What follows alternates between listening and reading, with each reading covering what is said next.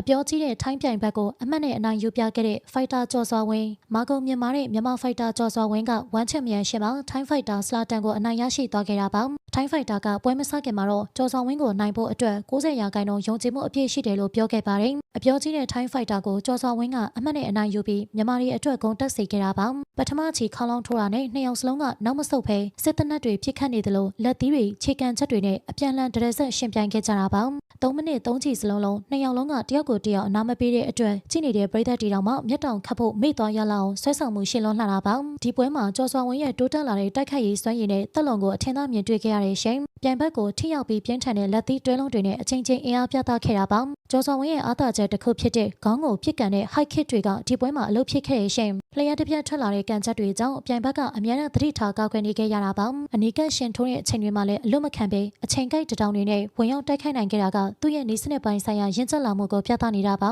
သုံးချီလုံးဒီလောက်အင်အားတွေတုံးပြီးအဆက်မပြတ်ထိုးချိနေတာတောင်မှနောက်ဆုံးအချိန်ထိတက်လုံမကျသွားတာကကျော်စွာဝင်းဟာဒီပွဲအတွက်လေ့ကျင့်ရင်ပိုင်းမှာအားထည့်ထားတာကိုပြသနေတာပါကျော်စွာဝင်းရဲ့ဒီနိုင်ပွဲပိုပြီးတမိုးကြီးသွမ်းရခြင်းကတော့ပြိုင်ဘက်ဖြစ်သူစလာတန်ရဲ့ကစားဟန်ကြောင့်လည်းပါဝင်ပါတယ်ပြိုင်ဘက်ကတင်းခတ်နိုင်လေကျော်စွာဝင်းရဲ့ထိုးကတ်တွေကပိုပြီးပေါ်လွင်လာလေဖြစ်ကနှစ်ဦးစလုံးရဲ့အားကစားစိတ်သက်အပြည့်နဲ့ရှင်ပြိုင်မှုတွေကထင်ရှားနေပါတယ်ဒိုင်လူကြီးတွေရဲ့အဆုံးဖြတ်ခံယူတဲ့အချိန်မှာတော့ဒိုင်3စလုံးကကျော်စွာဝင်းကိုပဲအမှတ်ပြတ်နဲ့အနိုင်ပေးခဲ့တာပါအလဲမထိုးနိုင်ခဲ့ဘူးဆိုပေမဲ့အမှတ်နဲ့နိုင်တဲ့ဆိုတာကလည်းပွဲချိန်3ချီလုံးမှာပြိုင်ဘက်ထက်အဖက်ဘက်ကအသာစီးရယူနိုင်ခဲ့တာကြောင့်ဖြစ်ပါတယ်ပွဲစဉ်တစ်လျှောက်လုံးအနောက်ကိုတလမ်းမှမဆုတ်ပဲရင်ကော့ပြီးတိုက်ခိုက်သွားခဲ့တဲ့ကျော်စွာဝင်းကိုတော့ဝမ်ချန်ပီယံရှစ်မှာအားရနေကြပါပြီကျော်စွာဝင်းအတွက်ပရိသတ်တို့ရဲ့ကွန်ပျူတာတွေလည်းခေါမမှာရေးသားပေးခဲ့အောင်နော်ဂျန်ပရိသတ်များလုံးကိုကျေးဇူးတင်ပါတယ်နေ့ရက်တိုင်းအတွက်ပျော်ရွှင်ပါစေ